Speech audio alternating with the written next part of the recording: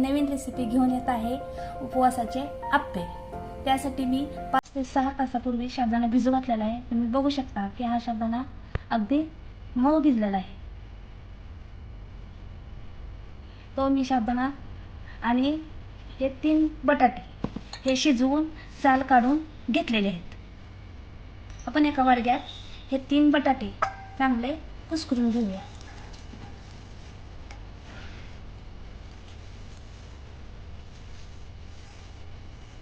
अगदी चांगले मऊ डिकळे राहिले नाही पाहिजे, हे आपण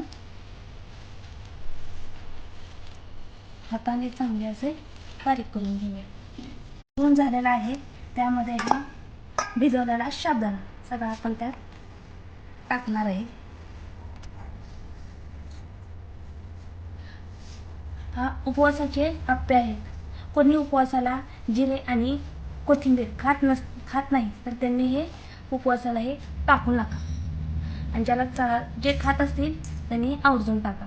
जिरे आणि कोथिंबीर नाही टाकले तरी आप्पे छान होतात।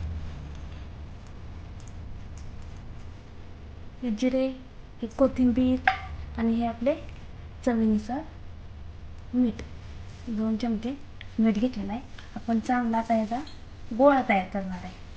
त्यामध्ये हे 2 चमचे लाल तिखट, तुम्ही कमी जास्त प्रमाणाचं करू शकता। तिखट लागत असेल तर प्रमाण तुम्ही वाढवा।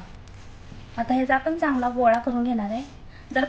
जर तुम्हाला खूप सुकं वाटत असेल तर थोडंसं पाण्याचा असा आपण शिंतोडा देऊन आपण त्याचा छान गोळा तयार करणार आहे। ठीक आहे, आता गोळा झालेला आहे। आता आपण उपवासाचे आप्पे तयार करायला घेऊया। आपण आप्पे पात्र ठेवलेलं आहे, त्यामध्ये आपण थोडे तेल टाकू।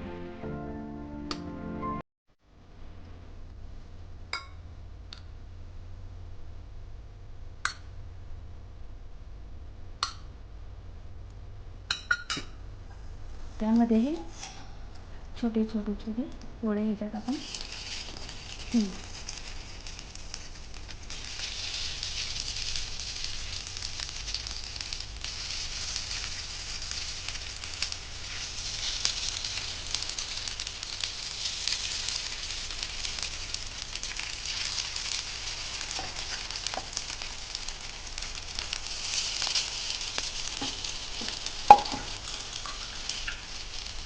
त्याच्यावर साईडला थोडे तेल टाकायचे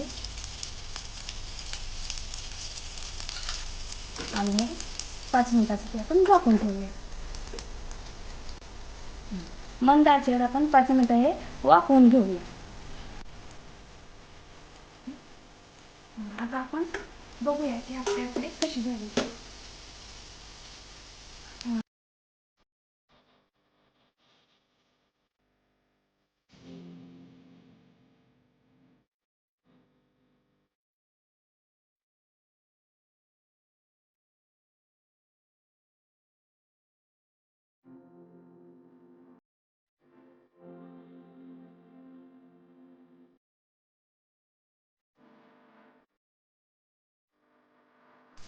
हे दोन्ही साईड आप्पे चांगले भाजून झालेले तुम्ही बघू शकता।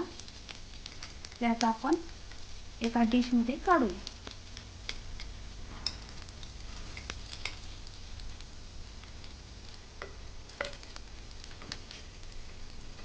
खाण्यासाठी तयार आहे उपवासाचे आप्पे। तुम्ही बघू शकता, वरनं कुरकुरीत आणि आतून हा मऊ आहे। तुम्ही ही रेसिपी एकदा करून बघा, कशी वाटली ती मला कमेंट बॉक्समध्ये नक्की सांगा। अशाच नवनवीन रेसिपी पाहण्यासाठी तुम्ही माझ्या चॅनलला सबस्क्राईब करा आणि व्हिडिओला लाईक करा। थँक्यू।